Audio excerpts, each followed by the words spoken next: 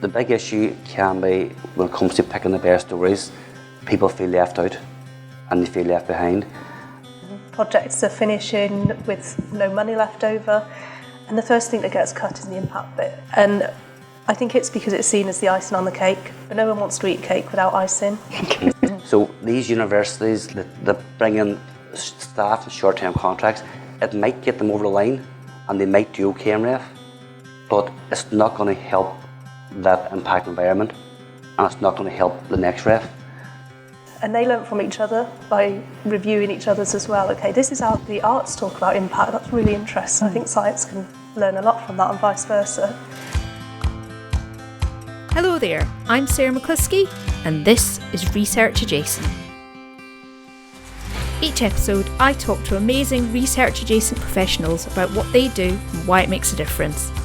Keep listening to find out why we think the research adjacent space is where the real magic happens. Hello there, and if you're listening in real time, welcome to 2026. This month is also the birthday of the Research Adjacent podcast. We are turning 3 as I put the first episode out in January 2023, and I am genuinely amazed that what started as a 10-episode experiment is still going strong. And the reason it's still going is because of people like you tuning in. Putting the podcast together takes a lot of work, but what makes all the difference is knowing that it is appreciated. So if you want to show your support for the podcast, there are a few easy things that you can do. Number 1 is to subscribe, follow or rate in whatever platform you're using to listen to this. If you would like to send a comment or review, you can email, send a voice note or leave a review on Podchaser, and you'll find links to all those things in the show notes. And finally, please do share posts on social media, screenshots of the episode you're listening to, anything like that. Send your favourite episode to somebody that you think would enjoy it. As they say, every little helps. So, on with today's episode. We are kickstarting the new year with a special extended episode which was recorded in front of a live audience at the Impact Ignite conference. Impact Ignite was held in Southampton in November 2025 and was organised by the Research Impact Academy. To find out more about Research Impact Academy, do listen back to episode 75 with founder Tamika Hayden. My guests are Kirsty High and Sean McCaul. They are both research impact leads, but for slightly different kinds of organisations with different priorities and pressures. Kirsty is Research Impact Manager at the independent research institution, the Centre for Ecology and Hydrology, while Sean is a Faculty Impact Officer at Ulster University in Northern Ireland. The big difference is that Sean has to submit to REF, which is the UK Research Evaluation Framework exercise, while Kirsty doesn't. Now, if you want a bit of a refresher on REF and why it drives the UK impact agenda, do go back and listen to episode 80 from the Hidden REF Festival, where I give a bit more background on it there. So despite having different drivers for impact, both Sean and Kirsty do work for organisations where supporting impactful research is considered a priority. In our conversation, we talk about the importance of building relationships, the challenges of stretching time and resources to support as many researchers as possible, and why tracking and evaluating impact is often the biggest challenge. You'll also hear audience questions from Jed Hall at the University of Leeds, Saskia Gent from Insights for Impact, Jenny Lockett of Plymouth Marine Lab, and Adam Lockwood from NIHR. Thanks also to Tamika Hayden for inviting me to come and record at the event, and a huge shout out to the tech guys from all parties and events who did the mics and the actual recording. So, without further ado, let's listen on to hear Kirsty and Sean's story. So, welcome to my guests. Also, welcome to you, to the audience, to the Research Adjacent podcast. I am joined today by Kirsty High. I'm going to get them to introduce themselves in just a minute. Kirsty High and Sean McCaul, who are going to tell us a bit about what they do and their career journey to get there. Kirsty, first of all, could you tell us a bit about who you are and what you do? So I'm Kirsty High and I'm the Research Impact Manager for the UK Centre for Ecology and Hydrology, which is an independent research institute. Fantastic. Thanks very much, Kirsty. And Sean? I'm Sean McCaul. I'm Faculty Impact Officer at Ulster University in Northern Ireland.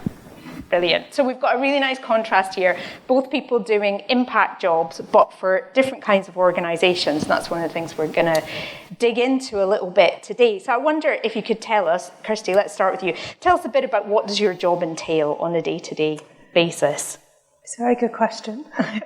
So the aim of my job is really to help our organisation and our scientists tell people how their research is important to society and the environment, and in our case as well. On a day-to-day basis, I guess that involves identifying examples of impact and helping people write those up into narrative stories that can be used for our comms team or for telling our funders about. And then I also try and support impact happening earlier on. People writing research proposals. I'll try and get involved in those and help them embed plans for delivering impact in them, and do training, and also do things like look at our policy impact as an organisation as well. Lots of different things. It does sound like lots of different things. So do you work right across the whole organisation? I do, yeah. So very much specialising. There's a clue in the name, but ecology and hydrology, environmental science, isn't it? We do the air as well, which isn't in our name, which upsets some people. Yeah, so all sorts of things, biodiversity loss, climate change mitigation, lots and lots of things. And so I've been in post for about a year, and really a huge amount of that time has also been just trying to get to know what our researchers do and getting to know them as well, because this job is all about relationships with researchers as well. It's really important. Yeah, I think we'll come to that in a little moment. But maybe, Sean, could you tell us a bit about what you do on a day-to-day basis? Okay, I'm part of a 4-person impact team. So we have 3 faculty impact officers and 1 impact manager. We were formed back in 2018, just right before the last ref. I suppose our remit is to create and cultivate an environment where impact can thrive. So we work across, we have 17 units of assessment. I look after computing engineering and the built environment, bits of health sciences and bits of biomedical. But the 4 of us work together in delivering support on an ongoing basis. One thing we did do at the very start, we went and had a look at what the best universities done in the UK and in Europe, and what sort of impact activities they provided. So we designed our own, we copied and pasted from other people as such, but our impact development series. So we run that from the 1st of August to the 31st of July each year. And it entails 7 main objectives. The first one is impact funding. So I would manage the Research Impact Fund. So we invite academics to apply for positive funding, about £4,000 each time. Now the funding must be used to advance impact from existing research. It's not for new research activities. We also run an activity we call Impact 30. So every 2 months we bring in a guest speaker from the university who's an impact champion, who's done well in REF, or people know. Impact 30 is called, they talk for 30 minutes in a lunchtime seminar, and then there's 30 minutes Q&A. That goes down really well because people can hear best practice from their colleagues. We do about 6 times a year. We'll then bring in 3 or 4 external experts like Saskia Walkup. Sometimes people are tired hearing the same voice, and bringing in someone with a better track record can help just enforce our message as well. We're a bit unusual in Northern Ireland. There's 2 universities in Northern Ireland, Ulster and Queen's. Queen's are Belfast based, but Ulster University is spread across 3 different campuses. So the impact team spread across those locations. So as part of our impact development series, we also run drop-in clinics, where we just send all staff emails out saying, look, the impact team is going to be on this campus on this day. There's tea and coffee, come along for a chat, just get to know people. Or it's not about REF or about case studies, just any questions about any impact, come and chat to us. So that works quite well. So say the funding, the external people come in to help, is definitely a big thing for us. And then we also have an internal website where we provide online training materials. There's impact planners in there's engagement planners, there's copies of presentations from previous impact 30s. We do record some of our sessions too where people can't make it to our external sessions. With permission of providers, we'll put that recording up. So that's our core activity, but every day we be approached with different problems, different queries. So it's wide and varied. And because we're multi-campus and multi-UOA, you've no idea what you're going to be asked from Monday to the next. That certainly seems the case. Almost like impact people have to be little bit experts in lots and lots of different things, or at least know enough to be dangerous, I think, as they say. It sounds like a lot of the work that you do, Sean, is around this kind of upskilling and professional development side of things, whereas it sounds like the work you do is more that oversight and connection. Would that be fair? Or I do some of that as well, but yeah, it is actually a lot of what I do is also about connecting professional services teams, which I think was slightly different to when I worked in a university just before this, and I think that's slightly different. We have a lot of project management staff, for example, and people who look after our data, our data sets, and coordinating and talking to those as well as the scientists. Yeah, and what sorts of support are you finding that the professional services teams need? Mainly how to track our impact as well. There are lots of people trying to understand how what they do is relevant to the wider society, which is what impact's all about. And often people just need to help with that, or just to talk it through with someone and just have a chat about, are we doing the right thing? What do you think? And just have a bit of a brainstorming session about what we should be doing. Yeah, both of you have mentioned there, you've said there about relationships and the importance of just being available and being a sort of helpful voice. Is that relationship networking part of thing a big part of your role? I think often when we're in research impact, you're asking people to do something extra to what their core. A lot of people are there to do research or to teach in a university, and we're often asking them to just do something a little bit more. So the more we can help them with that, instead of just going and saying, can you do this for me? The more we can say, can I work with you to do this, and be approachable and supportive, the easier it is for us and them. I think. So it's really important to build those relationships. Yeah, making it feel like more of a collaboration and with a shared goal rather than just, I need you to do this thing. Yeah. So relationship building sounds like an important part of your work as well, Sean. Yeah, 100%. We're always telling our staff, our researchers and academics, when they are going out to the outside world, building relationships is huge, but it's the same internal as well. So one of the challenges we had a couple of years ago when the team was formed was people knew who we were in different roles, but all of a sudden we were coming along to say we're now impact people, and just getting the trust. And that took time. It took a year or two, sometimes 3 years, because we were quite new to the role. So thankfully now I think we're 7-8 years in the role. Our relationships are very good across the board. People now trust us. They probably like me more because I have money. When I go looking for something off them, they say, well, it's a two-way street. But no, without good relationships, we would definitely struggle to do our job now. Yeah, and I think that relationships are so important, but they're also, as you say, they really take time to develop. Yeah. It's often very time-consuming and slow work, and work that isn't always very visible. And we talk about impact in terms of things that you can evidence, and that sort of stuff can be the hardest thing to evidence, can't it? Have you found that connective work is appreciated in your organisations? By some people, yeah. I hope so. It's a really difficult thing to answer, isn't it? I think, lots of people understand that it's important and recognise it, but it isn't always visible. That's right. Yeah. Sometimes you'll end up with a finished case study, but it's not always obvious how long it's taken to get to that, because it does take a long time. And it's finding those things to say, I've done this as well. Yeah. As you go along the way. It's difficult but important to do. Yeah, one of the biggest challenges we've got at the moment, isn't it, is identifying, somebody was talking about it yesterday, excellence in the process, not just excellence in the outputs as well. Yeah.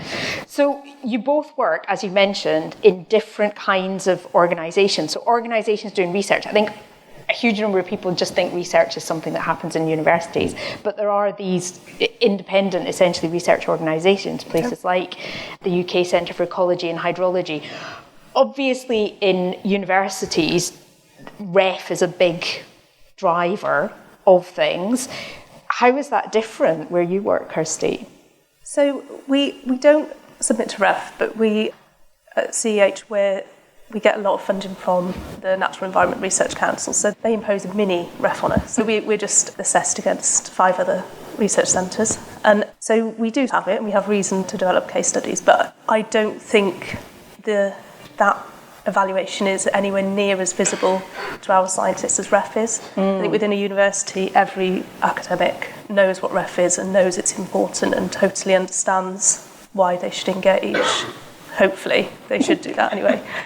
But it is different, I think. And our scientists, and I think a lot of the research institutes, they do deliver impact. They're absolutely delivering impact. But when we try to say, can you evidence that? And could you tell us about the process? And can you write it up and communicate it?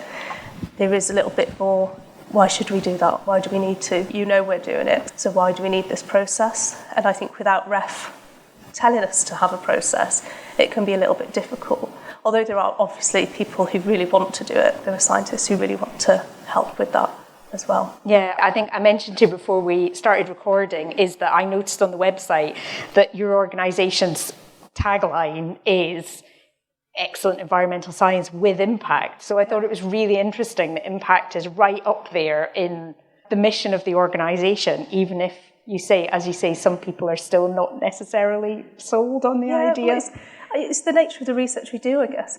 I say we do it as if I do it, but I'll take part of the team. The nature of the research is to find solutions to these big environmental crises that are happening. So it has impact, but often research with potential impact is interpreted as research with impact, and not always taking it to the next step and looking at how that's gone to the next step is not always done.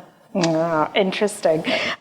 So, Sean, you've said that your team, even when it was formed for the purposes of REF. How does REF inform the work that you do?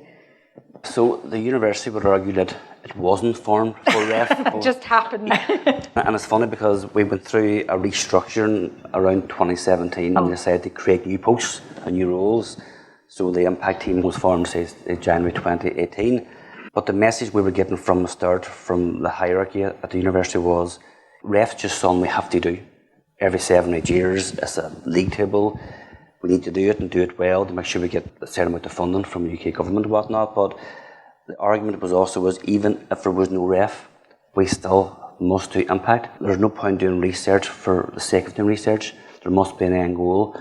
And Kirsty was saying there, sometimes her guys might not take it to the very last stage. Our guys have to. Yeah. And that's where we come along. They do the great research. They do a bit of impact, a wee bit of engagement, but they aren't sure how to engage, who to engage with, stakeholder engagements, who do you speak to, how do you speak to them. They aren't very good at tracking what they've done, evidencing what they've done, so we come in and do that then. So I would like to think that if REF was to go away, the impact team would still have a role. We're not the hierarchy, would say the same. I'm not too sure. But we would say we're here not just for REF. I mean, people used to approach me for funding too and say, look, you know what, I understand you're all for REF. I'm saying, no, we will fund any activities that promotes impact. So even if you aren't going forward as a case study, we'll still talk to you and everything else. Now, obviously, I'll say from next year onwards, whenever we start getting close to REF, our focus will be on those, developing those case studies. But for now, we're here to help everyone across every UA. We're not there in ECR, mid-career or later stage. Yeah, it is that sense of, I love what you said there about we're here even if it wasn't for REF. And as you say, I would hope that senior people in universities would see that. But I think there have always been researchers, haven't they? Yeah. Impact and REF has only become a big thing in the last 15 years, really. And there's always been people wanting to get the research to the people who can benefit from it. It's just sometimes being formulated in different ways. And I think that possibly then speaks, Sean, to your career journey and how you've ended up, because you used to do another job, which was the predecessor of impact, wasn't it? Tell us a bit about your journey into this kind of work. Okay, I've been employed at Ulster since 1999, which even last century makes me feel really old. God, it's really old to this. But so for the first 10 years, I was more involved in incubator and business park development. So we had incubators and science parks on the 3 main campuses. So my job would have been to help startup companies get a foot in facilities. We also encourage spin-in companies to come into the university. And I say my job was to make sure operationally wise, premises wise, and everything else. And then whenever these guys needed help, I would reach out to the business school or whoever. That was my core remit. Things changed 2009, 2010. There was more demand on our space for research purposes. The Vice-Chancellor might have changed. And we said, look, we shouldn't be doing this anymore because that's not our core remit.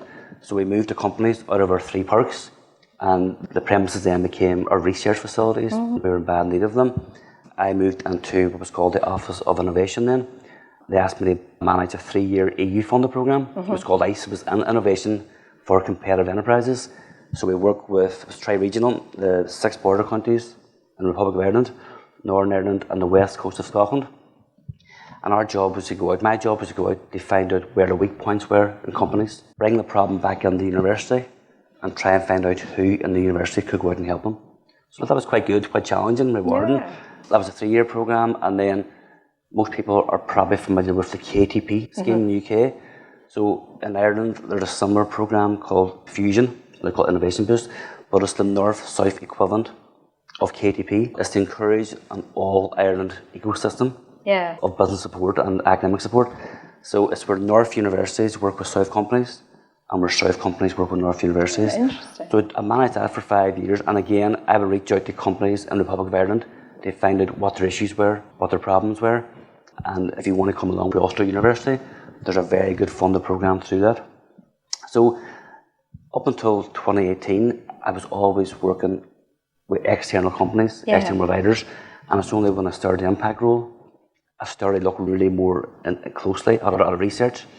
So that was challenging. Yeah, but it's still that role of finding, it's like joining the dots, isn't it? Between, like you say, businesses, whether it's between businesses and research or businesses and support needs, or now the researchers that you work with and what are their support needs around impact. It's still that kind of connective role, isn't it? Joining everything up. It makes sense why it's the same skills. And I find, I think, as you said, KTPs, for anybody maybe listening or here doesn't know, knowledge transfer partnerships, is that some of these things like public engagement and knowledge transfer partnerships and business innovation and spin interest. I've never heard spin in companies before. That's a new term. How to spin out companies and all this stuff that was going on, and it's almost just all been sucked together into impact and that kind of blanket term of how research connects with the wider world. So I think it makes sense to me, at least,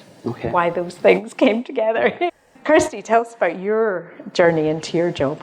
It's similar actually. I started in knowledge exchange as well. Out of my PhD, which is in analytical chemistry, I did a NERC-funded knowledge exchange fellowship, which I don't think they exist anymore. They're a really amazing scheme where you basically just worked with, you did knowledge exchange to translate research into usable practice. So I worked with Historic England. My background was in the deterioration of archaeology in wetlands and how they're protected in archaeological excavations.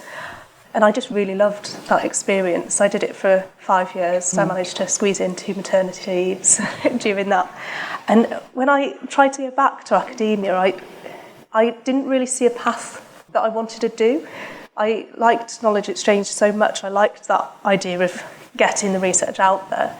But I don't think there is a space, I still don't think there's a space for that within academia, to be a researcher and still do that. There's no, you can do a fellowship, you can do a postdoc, but a permanent position just isn't there. And I think it is actually something that would be really good in organisation, in universities in particular, to have embedded knowledge exchange positions within departments.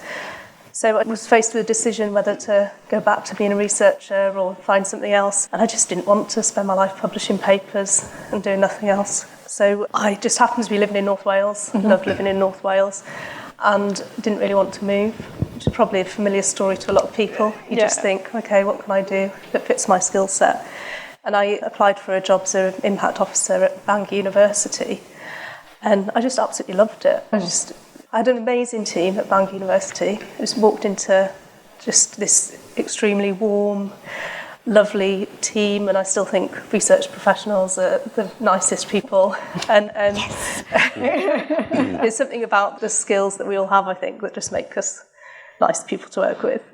And I did that for 3 years and just thought I found what I like doing. Is talking about research all day, telling people how great research is, and helping people get the best out of what they do is just really fun. Yeah, it's amazing that you've found your place, but your story is so common with people that I've interviewed in the podcast, just people that I know personally as well, of coming to a point maybe after having children or that sort of thing, and either being, this is where I live now and I don't want to move, so I need to find a job in the local community. And often there's that expectation with research jobs, isn't there, that you go where the research is, and there's an expectation of moving around.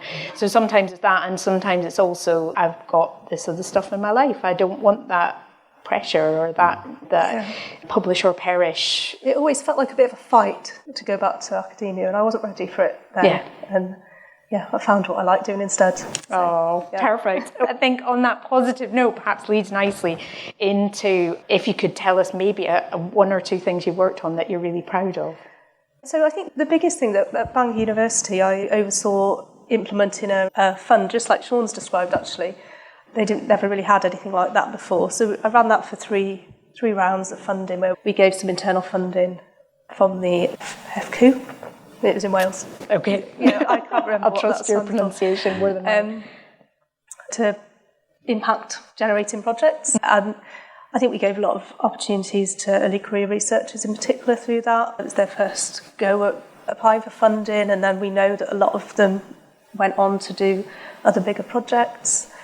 A lot of that funding led to a lot of the Bangor University's impact case studies that will be submitted next time. And the other thing we saw in that process is that people getting involved in the reviewing of the applications and writing them and assessing them actually raised the impact literacy a little bit. There's certain departments in particular, and also learning from other departments. So I worked across the university there as well as science, healthcare and arts and humanities. And they learnt from each other by reviewing each other's as well. Okay, this is how the arts talk about impact. That's really interesting. I think science can learn a lot from that and vice versa. So I was really proud of that initiative. Yeah, I think it is incredible. I learned more about doing funding applications for a while I was on a panel giving, it was grants for public engagement projects, but just that process of reviewing, you learn so much from it, don't you? Yeah. Sean, tell us about some things you're proud of. Yeah, again, probably use an example of the impact funding there. DC, where we identified good projects and seeing those projects turn into small ideas with little impact, growing into more funding, developing impact case studies from those small acorns. So to see some people come along not knowing about impact much, and between getting funding from us and getting support from us, and then over time developing a top story for REF was key.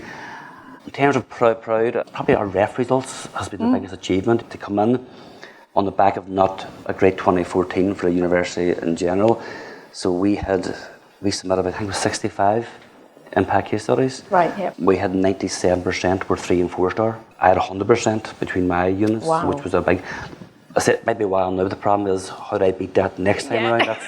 You've set the bar very high there. But even to see how far the impact team has come on as a group, as a collective. A colleague of mine, Karen, probably around here somewhere today, but we started at the same time, and we were asked to go out and speak to people within the first 3 or 4 months about REF and impact.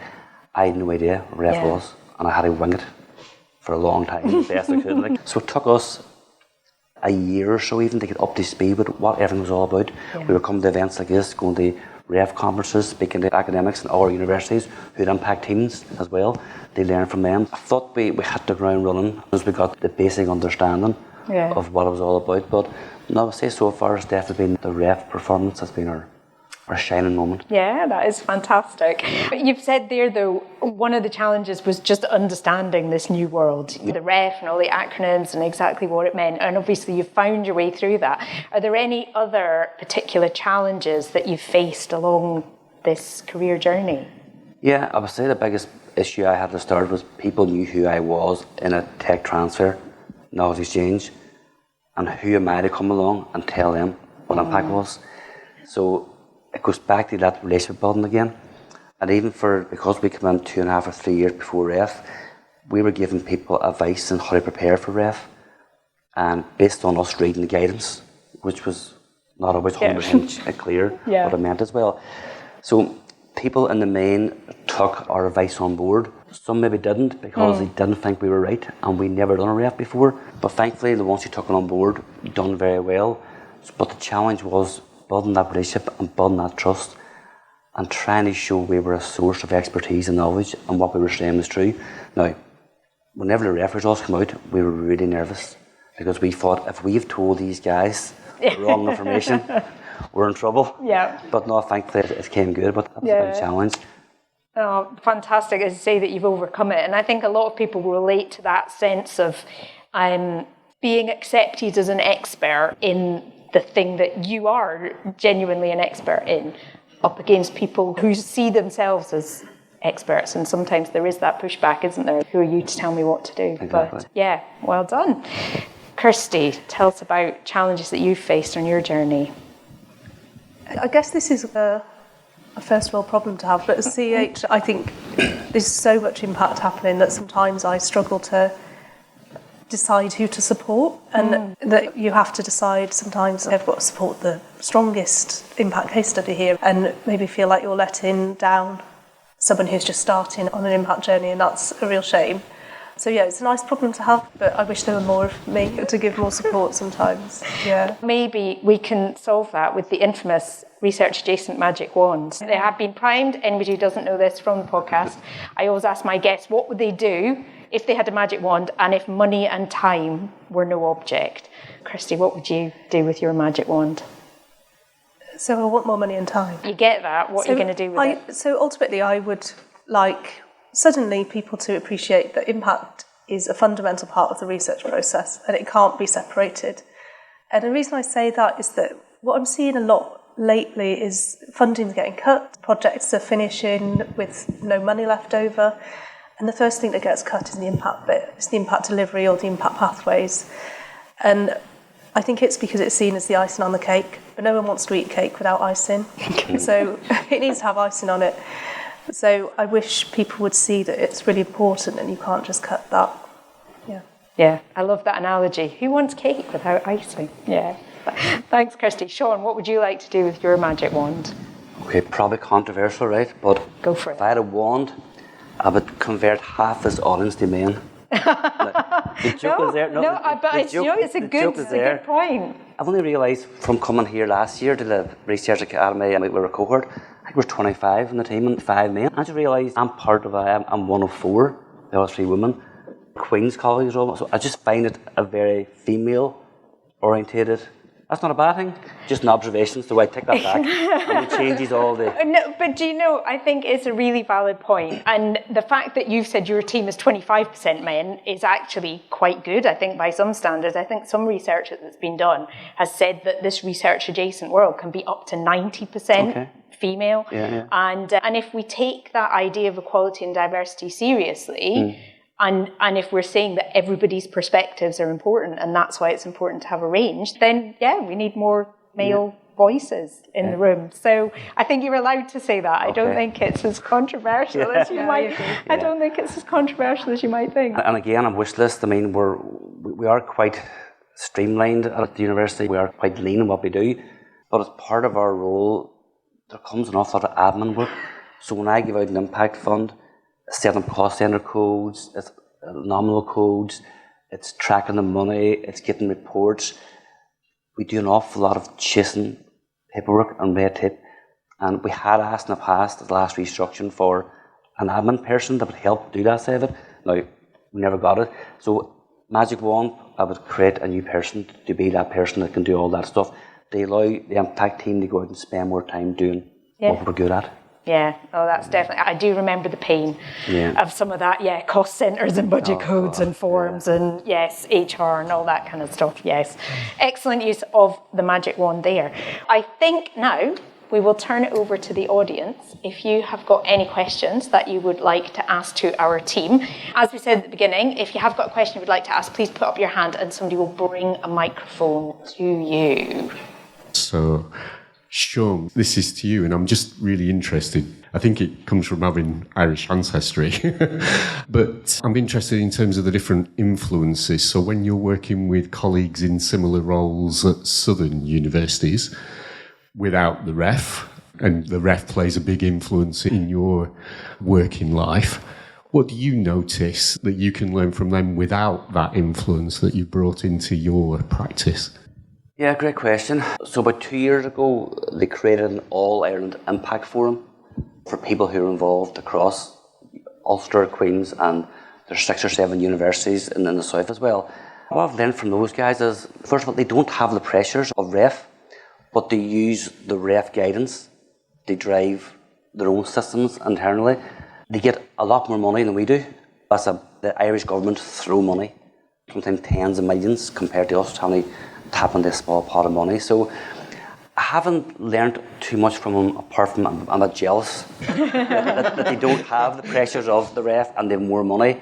It's all women again, just an observation, it's all women chatting to. But I think they learn more from us because most of the impact roles at southern universities are relatively new. We're seen as now almost veterans, even though we've only been here since 2018. They tap into our networks and our expertise, and we invite them along to Ulster as well. They participate in our in-person or online workshops, and they pick up quite a bit from that. And what's quite rewarding to see is I'll see, like University of Galway recently, have launched their own impact seminar series, and they've tailored along our lines, which is great to see. So I think that's sharing best practice. I'm Giovanna Lima. I'm a confessed impact nerd.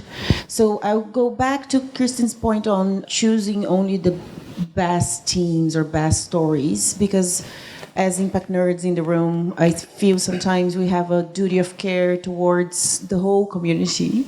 And we work really hard with the Erasmus University when we're doing an impact report to showcase the different maturity levels of impact, let's say. So could we hear a little bit more perhaps of what we could do as a community to recognize the complexities of impact beyond the success stories, let's say. It's just to go deeper a little bit in that point, because if we don't do it, I don't know who will. So that's a little bit of the complexity of impact. How can we deal with that and recognize maturity levels, time frames, all of the things we know about impact? Thanks.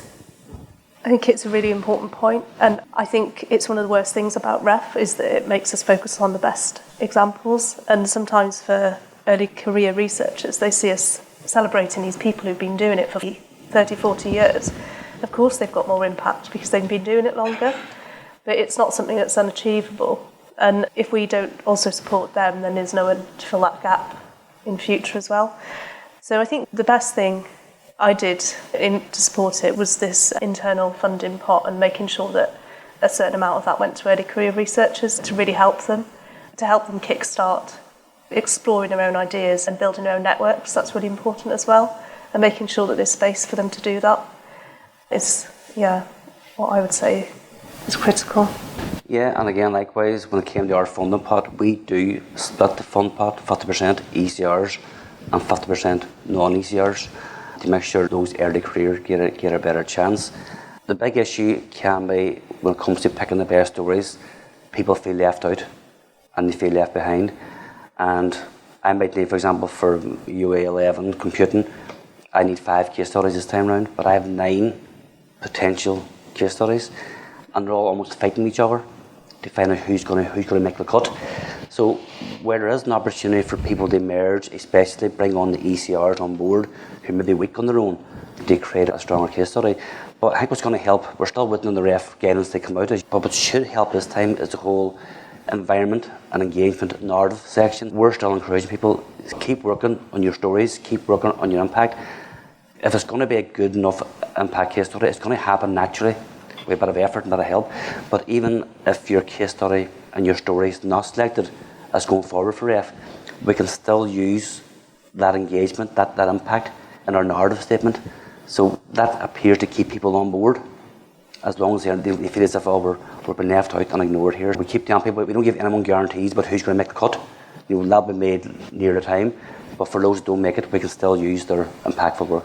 And so important to nurture those, because they might not make the cut this time, but they might be the ones that are the standout for one next time. Yeah, it's got to start somewhere, hasn't it? Yeah. So I think it's also that a case study isn't the only way. Isn't the only way.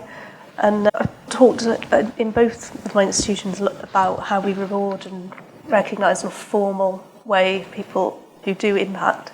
And often it comes back to, we'll promote people if they submit a case study. But what about the people who don't but still do impact? Yeah, I think it's a very complicated issue. Hi, it's Saskia from Insights for Impact. A question for both of you, but it was actually prompted by Sean's observations about how long he's been in the business, and in particular, the stability of the team, because we know that short-term contracts is a perennial problem in the sort of impact sector. So I'd be interested in hearing from you both what you think the value is of having that sort of stable, long-term team, long-term connection, and what you think the challenges are about some of the sort of shorter-term contracts that we're seeing increasingly in the run-up to the REF. Yeah, I go first, Saskia, thank you. Thankfully, when our impact team at Ulster was formed, we were all given permanent contracts. We weren't given 2, 3. We weren't employed for REF. That gives us, as individuals, much more stability, that we're going to be around for a while. Saying that, shortly after the REF results come out, there was a senior conversation about, do we keep the impact team together, or do we split them up and bring them back together again around now? So we had that conversation saying, look, you need to keep us together as a team, that if you're saying that impact is not just for REF, it should happen all the time.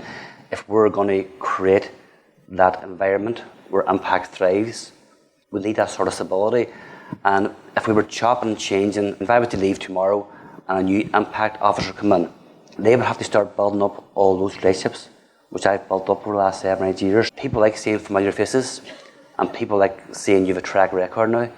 And there was, I think it was a girl called Louise Rutt who wrote an article last week, it was in the Times Higher, and she was saying about writing 4-star case studies. No academic starts out at the start of a 7-year cycle saying, I want to write a case study and make it 4-star. What they do is they go out and they engage, they do authentic, two-way, impactful research that there's great impact, and the story would come itself. And she compared that with these universities. Now, over the last couple of days, I've seen numerous emails coming in for impact roles for REF. So these universities that bring in staff in short-term contracts, it might get them over the line and they might do okay in REF, but it's not going to help that impact environment, and it's not going to help the next REF. So we just find having that stability, having the long-term contracts, and people internally knowing we're here for long-term, I think it just helps the overall life cycle. Yeah, I just totally agree that as we said right at the beginning, it's all about relationships. So every time you move or someone else comes in, it's all just got to start again. Yeah.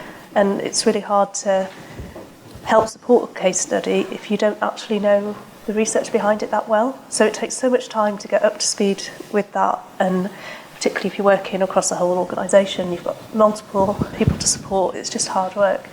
And I actually left Bangor University, it became quite clear that one of us was going to have to leave at some point. We were in a fairly big team and noises were being made. I never wanted to be in a position where I was up against a colleague that I really liked. So I took the opportunity to leave when I could, and starting again is hard work for us. It is hard work, and it's hard to leave people that you've built relationships with as well, and you're in the middle of something. And yeah, it's bad for the sector, but it's also bad for us as individuals, I think. Yeah, and I think in these roles that are so much about relationship building, connections, we talk a lot about institutional knowledge, but often that institutional knowledge is actually in a person. It's not about the organisation, it is about that person and what's lost if they go. Yeah, so I'm sure a lot of people wish that their organisations were as committed to impact perhaps as the ones that you're in at the moment. Hi, I'm Jenny Lockett. I'm Head of Impact at Plymouth Marine Laboratory, so similar organisation to Kirsty's, the way we're set up. And you both mentioned training, which we deliver as well. What do you focus on? What's the key skills you want to train your researchers in to make them engage in impact? That's a very good question. So it depends on the career stage. So some people just need to be introduced to the concept. I don't run formal training at CH yet. I do plan to next year, but I try to just go and talk to research groups instead, so a bit more informally. Have you considered this? Is this something you're doing? And I'm here, basically. But I think the real thing that researchers tend to need training on is how to evaluate and track impact. I think that's the thing that is really time-consuming for them, and it's something we probably all know should be done, hopefully, but it's actually not that easy to do, as we all know. So I think that's the key thing. that is needed. Yeah. Sean, what have you found? Yeah, what we've done is we've gone out and asked researchers what he's want, what he's need. And as Kirsty said, it depends on what stage you're at. It depends sometimes on the units of assessment, how research intensive and how they perform. In REF, some of the units who've always done well in REF kind of say, we're fine for now, we don't need any help from you because we know what we're doing. All our staff come back saying, we just don't know what impact is. So we simply put on a workshop on what is impact. That's simple. Our people want to understand what is impact for REF. So there's another workshop. People are saying they don't understand the whole planning cycle. So we bring in, like we used Saskia again in the past there. We brought in Mark Reid a number of years ago. We've learned from those guys, and then we build our expertise around that and deliver our own workshops. But we just go out and ask. It could be a session on pathways to impact. There's people who are trying to change policy. They have no idea where to go, where to start. So we run a workshop on how to make an impact in policy. So again, we run several workshops a year. During the summer period, we go back out to research directors and people who've attended and people who haven't attended, saying, look, we're about to programme our impact development series for next year. What do you want? And we ask them the questions. And normally when they have an input into it, it normally encourages a better attendance too at our workshops. Hi guys, Adam, NIHR. So Kirsty, I think you mentioned linking across professional services and working as a bit of a hybrid. I know as impact managers, we wear numerous hats and play numerous roles within our organisations. I just wondered if you've got any reflections on the opportunities, value gained from working across comms, data services, and any potential challenges working across those systems. I think it's really important that we all work together. What the big reason is that otherwise scientists are telling multiple people and they get really annoyed by that. And I understand why they get really annoyed by that. So they're telling the comms team about something, and then they tell me about something, and then they tell someone else about it. And why are you guys not talking to each other? So we're trying to do that, to talk to each other a lot better, to minimise what we're asking for. I also think we can help each other better. So comms in particular, I think, has a real role to play in communicating impact. So I think it's really important that we get those stories out there to bigger audiences than just REF or the funders. I think it's really important that we tell the public why research is important, and that's what impact's all about to me. And yeah, comms have a huge role to play in that. Yeah, and again, our comms team are really valuable. They become more valuable. They realise now that they have a big part to play for us, and we're now in the middle of creating fairly short videos on current work that's going on. It's not for REF, but the university believes that people in the general public, whether it's across Northern Ireland, across our local areas, or UK as a whole, aren't really aware about all the great work we're doing and the impact we're making. So I say we plan to roll out from next April onwards every month short videos, going to go out on LinkedIn, on Facebook and other social media channels.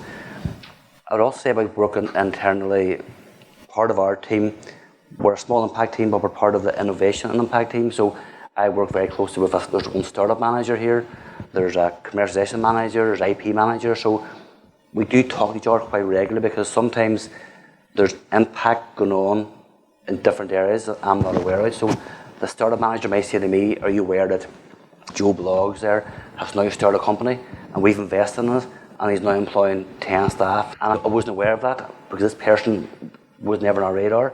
So then we make that approach saying, look, can we support you at all along the way? And you're making an impact there on the economy, impact on employment, impact on whatever certain areas. So it's just making sure we have that open conversation between ourselves and intern as well. I think that helps quite a bit.